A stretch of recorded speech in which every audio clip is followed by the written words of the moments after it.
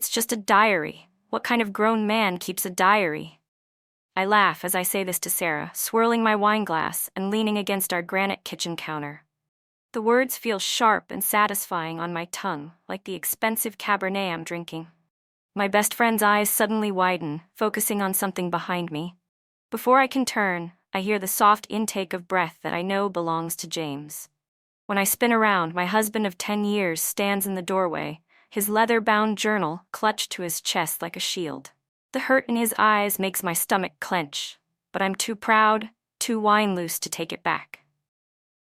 I'm Victoria Chen, 38, and I've just humiliated my husband in front of my best friend.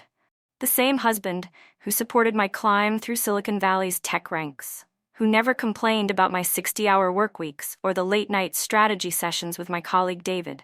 The same husband who's been quietly writing in that journal for months while our marriage crumbles around us. Vic, Sarah starts, but James cuts her off.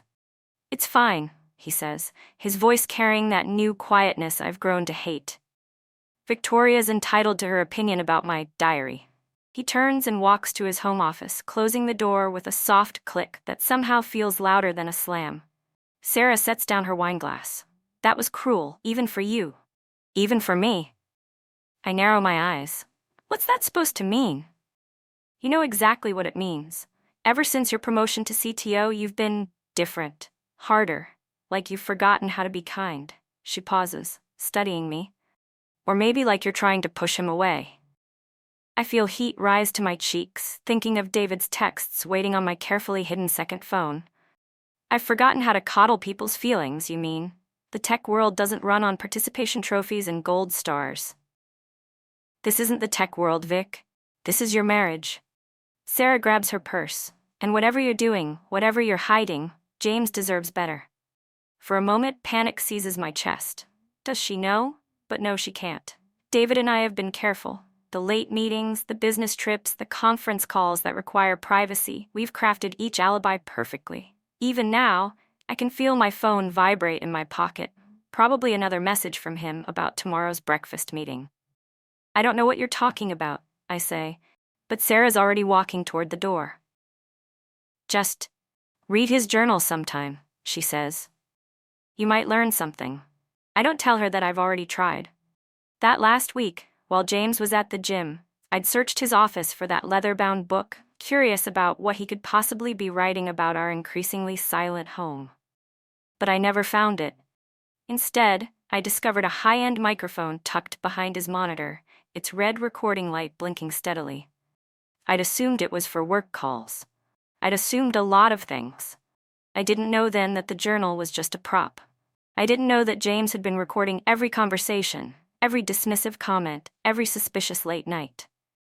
I didn't know that his quiet acceptance masked something far more calculated. And I certainly didn't know that thousands of people were already listening to our marriage fall apart, one podcast episode at a time, or that soon they'd hear a very familiar voice call in to share the truth about Victoria Chen's strategy sessions. The next morning, I wake to an empty bed and the sound of James's voice drifting from his office. Another work call, I assume, until I hear my name. Victoria doesn't respect boundaries, he's saying softly. Last night was just another example, but we're not here to villainize anyone. We're here to explore what happens when success changes someone. I freeze outside his door, coffee mug halfway to my lips. Who is he talking to? Remember, listeners, this is a safe space to examine how relationships evolve or devolve in Silicon Valley's pressure cooker environment. Call in with your own stories at... I nearly dropped my mug. Listeners, call in. My phone buzzes before I can process what I'm hearing. It's David. Emergency meeting, his text reads. The Jensen account. Need you here ASAP. There is no Jensen account. I dress quickly, telling James I have an early meeting. He barely looks up from his laptop, just nods and continues typing. As I leave, I hear him say, and that's another example of what we'll discuss in today's episode, the art of the plausible excuse. David is waiting in our usual spot, a boutique hotel 20 minutes from my office. His face is ashen. We have a problem, he says as soon as I close the door. Someone knows. What do you mean, someone knows? He pulls out his phone and plays a podcast. My husband's voice fills the room. Today we're discussing emotional infidelity. When does a work relationship cross the line? James has a podcast? David runs his hands through his hair. Why didn't you tell me? I didn't know. My voice sounds distant to my own ears. What does this have to do with us? Listen, the episode continues, discussing signs of workplace affairs. James's voice is measured, professional, nothing like the quiet, passive man I've been dismissing for months. He sounds authoritative, compelling. Holy shit, I whisper. How many people listen to this? David shows me the stats on his phone. Hundreds of thousands of downloads, weekly features on tech industry blogs. A growing Twitter following. Your husband, David says, has turned your marriage into content. Over the next few weeks, I watch helplessly as James's podcast grows. Each episode dissects another aspect of our relationship, always keeping me anonymous, always framed as case study in Silicon Valley relationship dynamics. His listeners eat it up, sharing theories and advice. I try confronting him one night. Is this what your journal is really about? Turning our private life into entertainment. He looks at me calmly. Interesting that you're more concerned about privacy now than when you were mocking my diary. That's different. Is it? Or are you just afraid of what else might come out? The threat hangs between us.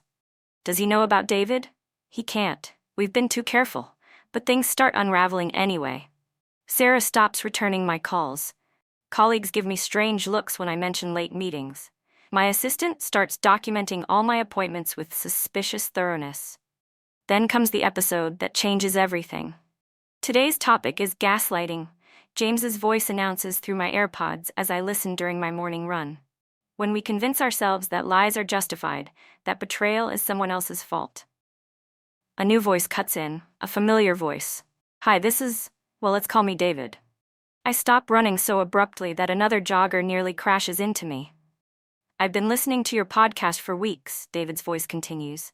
And I need to confess something. I'm the other man in your wife's life. The world tilts sideways. In my ear, James's sharp intake of breath sounds almost rehearsed. You're saying you're having an affair with my wife? Was, David corrects. It ended this morning. Your episodes, they made me see what I was really part of, how I was helping someone destroy not just a marriage, but herself. I sink onto a nearby bench, my legs unable to hold me up.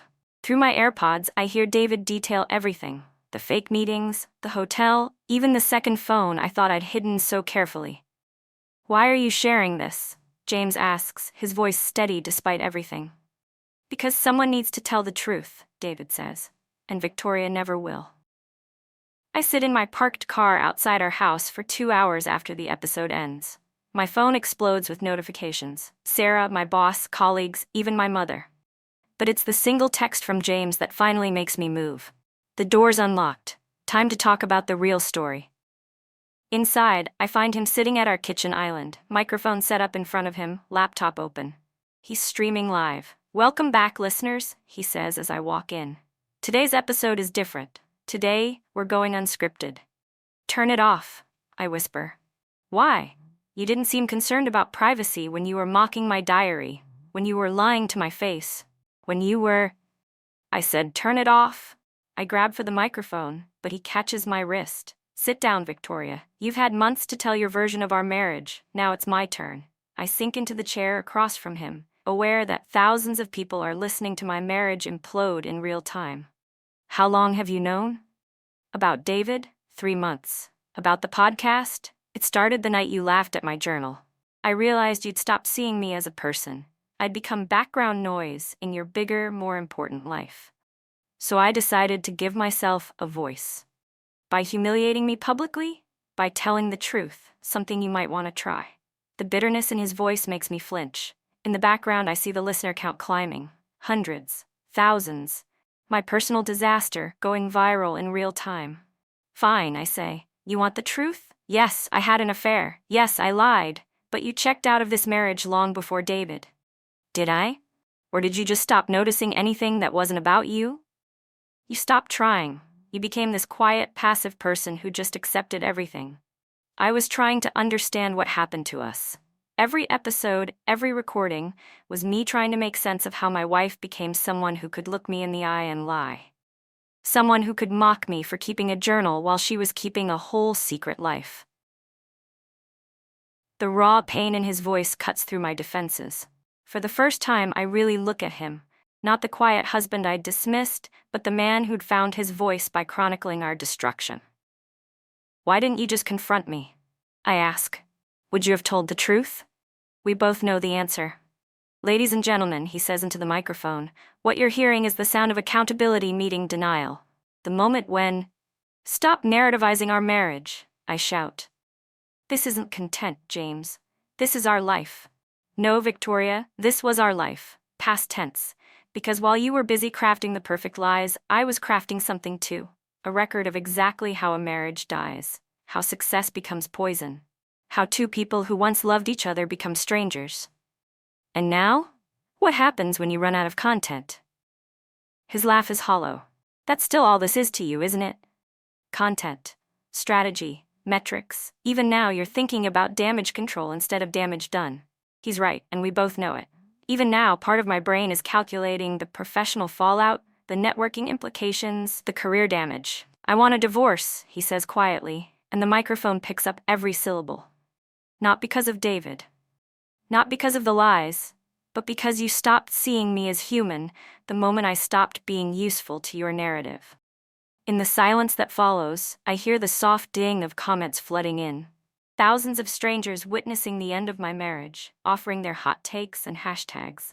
"Any final thoughts for our listeners?" he asks. I stare at the blinking red light on his microphone, thinking of all the moments it captured, all the lies it recorded. "Yes," I say finally. "Don't marry someone who can turn your worst moments into a podcast." James smiles sadly. "And don't marry someone who can turn your whole marriage into a lie." The podcast goes viral overnight. #marriage in the tech age trends on Twitter. My face, pulled from corporate headshots, appears on tech blogs and Reddit threads. BuzzFeed runs an article, "This tech executive's double life became her husband's hit podcast, and we can't stop listening." I'm placed on administrative leave pending a company ethics review. David resigns before they can fire him. Sarah releases her own statement on LinkedIn, distancing herself from me while promoting her life coaching business. Everyone, it seems, has a hot take on my personal life. The worst part? The episodes keep coming. Today we're discussing the aftermath. James's voice announces through my AirPods as I sit in my lawyer's waiting room. When private betrayal becomes public spectacle. He's gotten better at this, more polished. He has sponsors now. A book deal. Speaking engagements at relationship conferences. My husband, the quiet IT manager I dismissed as unambitious, has become a relationship guru by documenting our failure. Your divorce proceedings might be complicated, my lawyer warns. His podcast is considered protected speech, and since California is a no-fault state, I tune her out, watching a young associate binge listen to James's podcast at her desk, not realizing I can see her screen. She's on episode 47. When high-powered women choose power over partnership. The irony isn't lost on me. My mother calls from Michigan. "I always knew your ambition would cost you," she says, "but I never thought it would make you famous." "I'm not famous," I reply. "I'm infamous. There's a difference." "Your sister's marriage counselor uses James's podcast as a teaching tool." "Of course she does." At night, alone in my overpriced apartment, I binge listen to every episode. I hear myself through his eyes, the casual cruelty, the dismissive comments, the calculated lies. Each episode peels back another layer of my carefully constructed image, revealing the rot beneath. Episode 23. The Language of Lies. How High Achievers Justify Betrayal. Episode 31. Success as Sociopathy, Silicon Valley's Relationship Crisis. Episode 42. When Work Wives Become Real Affairs. James never names me directly, but everyone in our circle knows. The tech world is smaller than it seems, and gossip travels faster than fiber optics. David sends one final email before blocking me everywhere. "You should listen to episode 51. He interviewed me live. I told the whole truth about Singapore." Singapore. The business trip where it all started, where one drunk night turned into 6 months of calculated deception. I don't listen to episode 51. Instead, I watch through social media as James's life transforms.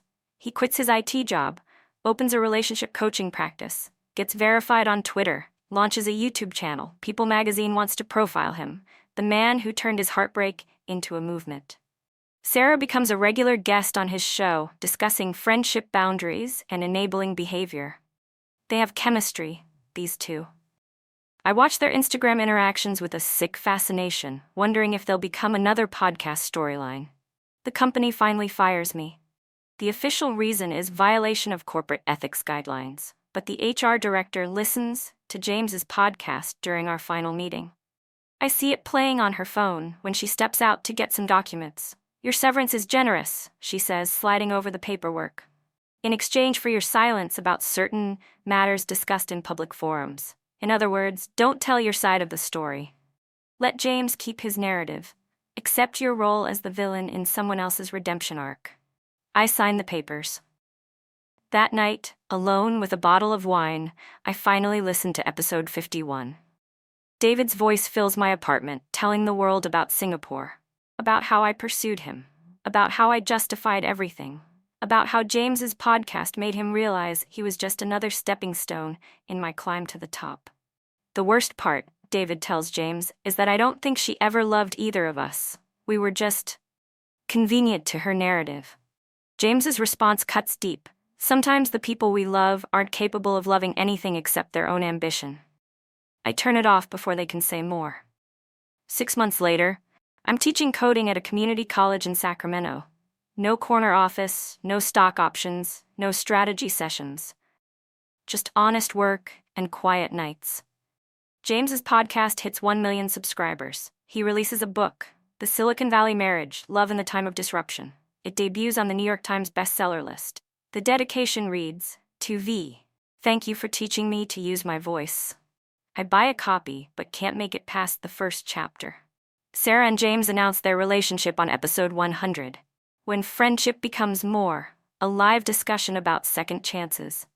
Their Instagram post gets 50,000 likes. The comments are filled with podcast listeners celebrating their perfect karma story. I don't listen to that episode either. Instead, I start my own journal, not for content, not for an audience, but for truth.